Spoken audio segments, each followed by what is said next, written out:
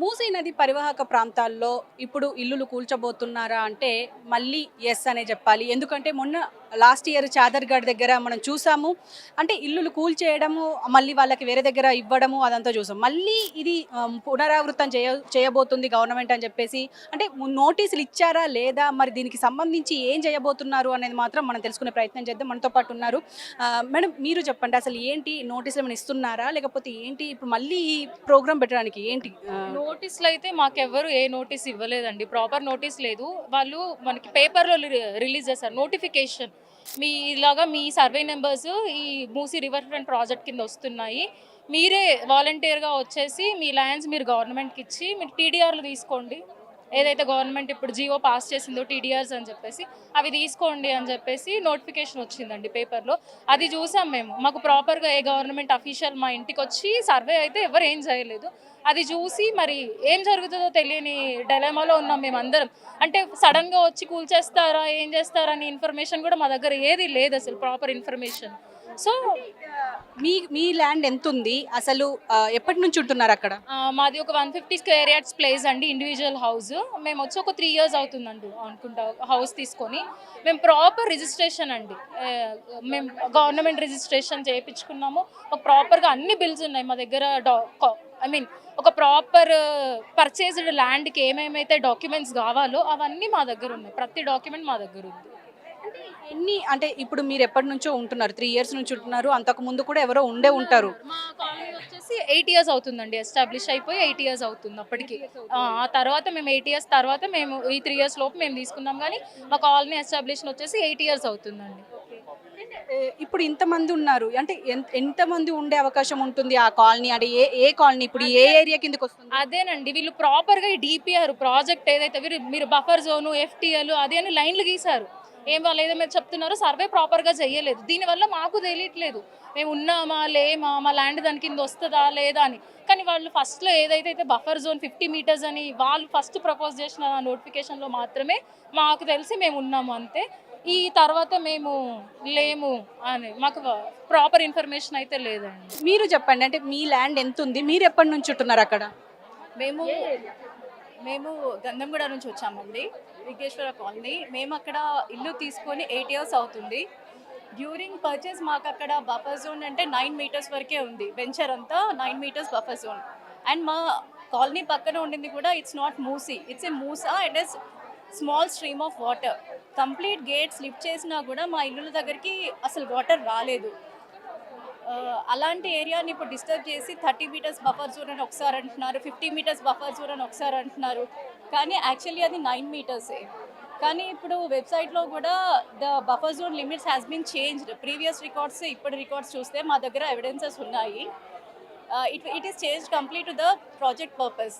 So what we request is మా ఇల్లులను disturb చేయకుండా మూసీ బ్యూటిఫికేషన్ చేసుకోనివ్వండి, కానీ కామన్ పీపుల్ హోమ్ అయితే డిస్టర్బ్ చేయొద్దు. देखो मैं हैदरगोड़ा से है। मैं यहाँ पे सऊदी फॉरेन कंट्री में सऊदी अरब में मैं काम करता हूँ। मेरी ज़िंदगी की पूरी कमाई जमा करके वहाँ पे घर बनाने के लिए मैं ज़मीन लिया। मेरा सर्वे नंबर है 95/P। अब मैं लिया, मेरे को फिर दोबारा मेरे को घर बनाना है। वो टीडीआर पीडीआर को देते हैं मेरा चॉकलेट। वो टीडीआर को लेके क्या चाटना है या खाना, क्या करना है? हाँ, रेवंत रेड्डी सर से रिक्वेस्ट है कि गरीबों को, मिडिल क्लास वालों को परेशान मत करो। फ्यूचर में आपकी पार्टी को बहुत बड़ा नुकसान हो सकता है। हम आपके सपोर्टर हैं। अगर जो आप ही हमारे को ये करेंगे, एक प्रेस मीट में पहले एक मैडम अच्छी बात बोले थे, ये इसी मूसी नदी को भी हक होते हैं और वो बस बाजू में बसने वालों के भी हक होते हैं, मगर इंसानों के हक ये मूसी से ज़्यादा होते हैं। तो ये ख्याल रखिए और ये करिए, नहीं तो फ्यूचर में कांग्रेस का बहुत बुरा हाल होने वाला है। आप कब से रह रहे वहाँ पर? कहाँ पे? मैं 2004 में 4 साल पहले मैं लिया ज़मीन वहाँ पे। जब ज़मीन लिया मैं हुदा लेआउट, मेरी रजिस्ट्री है, हर वो चीज़ है। तो फिर जब रजिस्ट्री क्यों बनाए आप? गवर्नमेंट आपको क्यों रजिस्ट्री करके दी? मेरे इतनी मेहनत का मैं बता रहा हूँ, मैं फिर दोबारा उस जगह पे मैं ज़मीन नहीं खरीद सकता। आपका डर क्या है अब? अभी ये क्या बोल रहे हैं, TDR देते हैं, वो देते हैं। मेरे को उस जगह पे घर होना है, मेरे को उस एरिया में घर होना है। अगर मेरे को इस एरिया में घर लेने जगह TDR लेके क्या करना है? चॉकलेट क्या है वो? TDR लेके क्या, पेपर लेके क्या नाच लेते फिरना? पिछले 4 साल से तुम लोग हमको परेशान करे हुए हैं। कोई वाजे तरीके से बताते नहीं। कभी 50 मीटर है, कभी 30 मीटर है, कभी 100 मीटर, क्या है? खाली आवाम को परेशान करके रखे। आपका गुजारिश क्या है सीएम रेवंत रेड्डी साहब हमारी से? गुजारिश जो है, हमारी जमीन हमको रहना है, हम देना नहीं है। तुम ये FTL BPL बोल के तुम ले रहे हैं, लेके वहाँ पे क्या कर रहे हैं? क्या प्रोजेक्ट कर रहे हैं तुम? डेवलपमेंट किस चीज़ का कर रहे हैं? डेवलपमेंट कर रहे हैं तो वहाँ पे तो बिल्डिंगें बना रहे हैं, तो मॉल्स बना रहे हैं, ये कर रहे हैं, तो उसको खतरा नहीं है? वो FTL BPL APL में नहीं आता, हमारे को क्यों ये कर रहा है? तो हमको अगर जो उतना ही तुमको सुंदरती कराना होना है, तो हमारे जो प्लाट अगर तुमको ये कर रहे हैं, खूबसूरती में ये कर रहे हैं, तो हमारे प्लाटों को गवर्नमेंट अच्छी खूबसूरत बना के हमको दो तुम। ये TDR क्या है? ये चॉकलेट देने के काम है। पिछले 2 साल से हमको परेशान करे हुए हैं, कभी कोई सही तरीके से नोटिफिकेशन नहीं, कुछ मालूमात नहीं। 2 साल का जो तकलीफ हम लोग रहे हैं पूरे ये आजू बाजू मूसी ईसाई के, तो उनका 2 साल का जो तकलीफ का कंपनसेशन कौन देता है? ये जो हम जमीन खरीदे हैं उससे भी 10 गुना ज्यादा तो तकलीफें हुए हैं हमको। और मैं एक आर्मी पर्सन की फैमिली हूँ, फौजी रिटायरमेंट मेरे हस्बैंड है। फौजी एक बॉर्डर पे जाता है ना, तो खून भी बहाता है, पसीना भी बहाता है, एक एक पैसा जोड़ करके। और कैसे हमने अपने बच्चों को पढ़ाने के लिए, यहाँ की शिक्षा अच्छी इसलिए हमने घर लिया। आज गुजारिश क्या है सीएम से? हमारा गुजारिश सीएम से ये है कि हमारे घर जहाँ है वहीं रहे, हमारे घर को टच मत किया जाए। ना हमको जमीन चाहिए, ना हमको दूसरा घर चाहिए।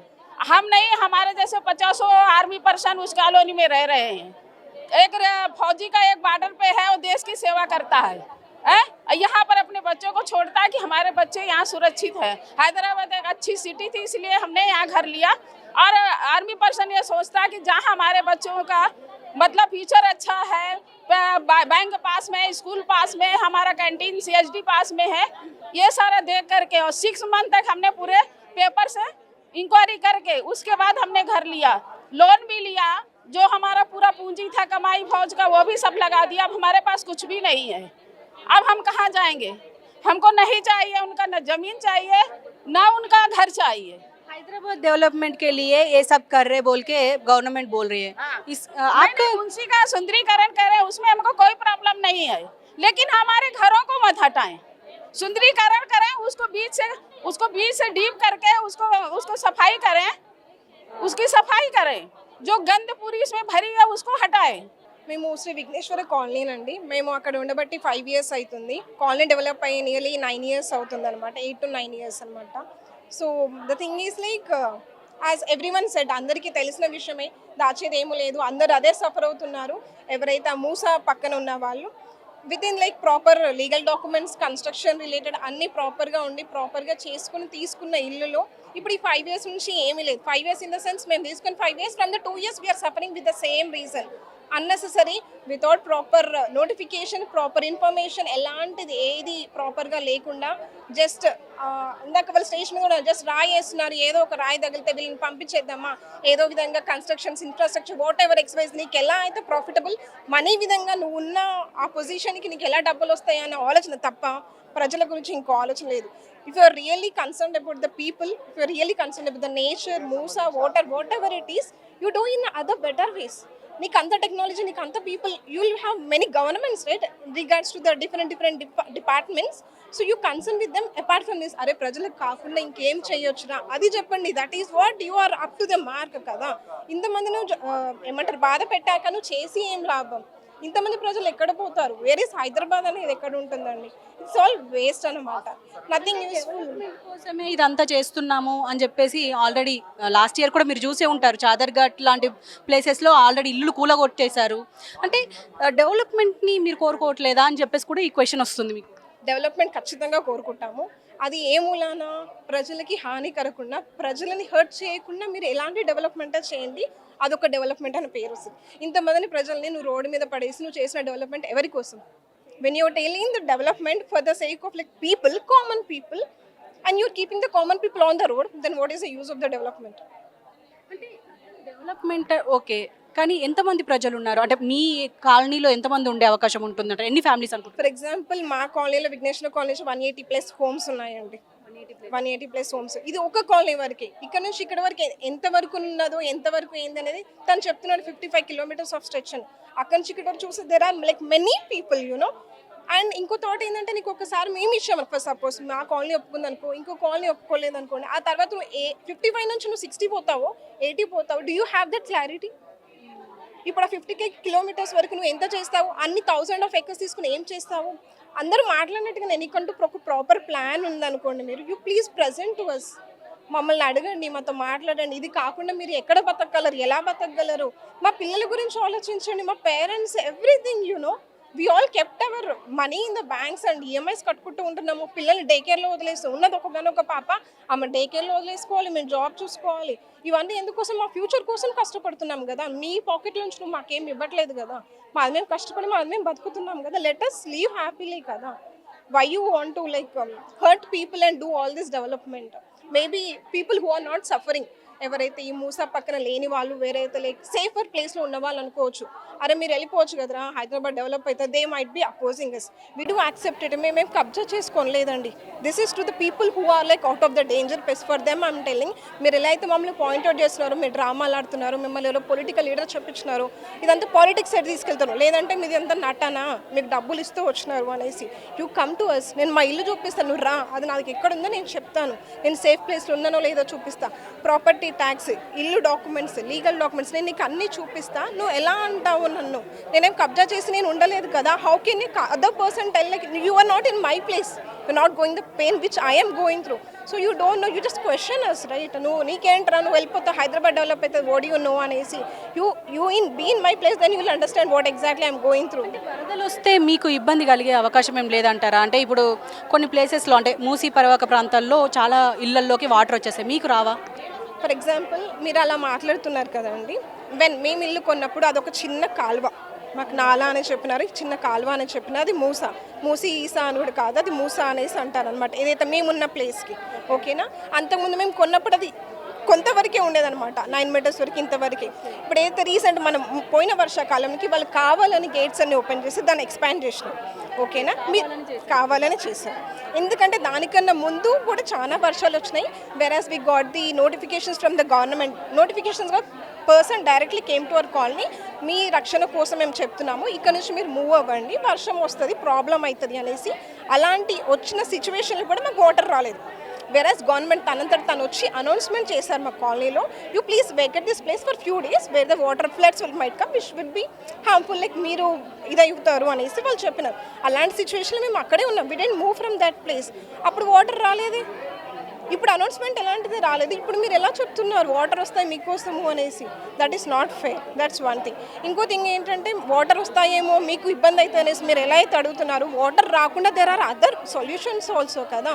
మీరు వాల్ బిల్డ్ చేయండి, అండర్ గ్రౌండ్ నుంచి you can build the wall from to that certain level where the water can't come to the colonies or to the roads, wherever it is. Adi cheyandi. Instead of doing that, why do you want to acquire the lands or the people properties? Very hardcore property, like రూపాయి కష్టపడుకుంటే వచ్చింది, అంత simple కాదు కదా. We're not that rich people, ఈ property పోయిందిరా ఇంకోటి ఉందిరా అనేసి కాదు కదా. సో ఫైనల్గా మీరు గవర్నమెంట్కి అంటే ఇంతవరకు మీరు డైరెక్ట్గా ఇక్కడ వచ్చి మాట్లాడారు, మరి ఇప్పుడు గవర్నమెంట్కి మీరు ఒకవేళ ఏమైనా చెప్పాలి అనుకుంటే ఏం చెప్పాలనుకుంటున్నారు?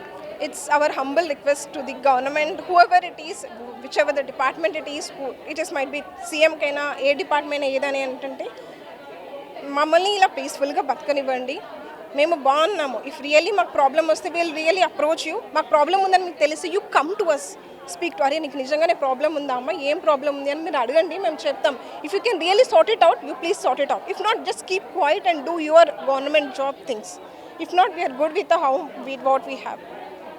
సో ఇది మొత్తానికి ప్రాపర్ డాక్యుమెంటేషన్, ప్రాపర్ డిపిఆర్లు లేకుండా గవర్నమెంట్ మూసీ సుందరీకరణ అనే పేరుతోని ముందుకెళ్తుంది అనే ఇప్పుడు ప్రజలంతా వాపోతున్నారని చెప్పాలి. ఇల్లు ప్రతి ఒక్కరి కళ, దానికి రూపాయి ఖర్చు చేయకుండా దాన్ని అంతటిని దాచుకొని ఒక ఇల్లు కొంటే, ఇప్పుడు డెవలప్మెంట్ పేరుతోని ఇల్లు కూలగొడతాము అని అంటే లైఫ్ మొత్తం దాంట్లోనే వెళ్ళిపోతుంది అని చెప్పేసి వీళ్ళు ఇప్పుడు బాధపడుతున్నారు. అంటే దీనికి సంబంధించి అంటే గవర్నమెంట్ అయితే సంబంధిత అధికారులు వచ్చి ఇటు ప్రజలతోని మాట్లాడి, అంటే మూసీ పరివాహక ప్రాంతాల్లో ఉన్న ఎవరైతే ఉన్నారో ఆ కుటుంబాలతోని మాట్లాడి ఎలాంటి ఇబ్బందులు ఉన్నాయి, మరి ఆ ఇబ్బందులకు సంబంధించి ఈ డెవలప్మెంట్కి సంబంధించి మేము ముందుకెళ్ళాలనుకుంటున్నామని చెప్పేసి ఇవన్నీ ఒక సంప్రదింపులు జరిపి ఒక ప్రాపర్ డిపిఆర్ని స్టార్ట్ చేస్తే బాగుంటుంది. లేకపోతే ఎక్కడో స్టార్ట్ చేస్తున్నారు అంటే ఇప్పుడు ఏదైతే గాంధీగడ్డ అని చెప్పేసి ఎక్కడి నుంచో మెహదీపట్నం దగ్గర స్టార్ట్ అవుతుంది ఈ మూసీ హైదరాబాద్లో.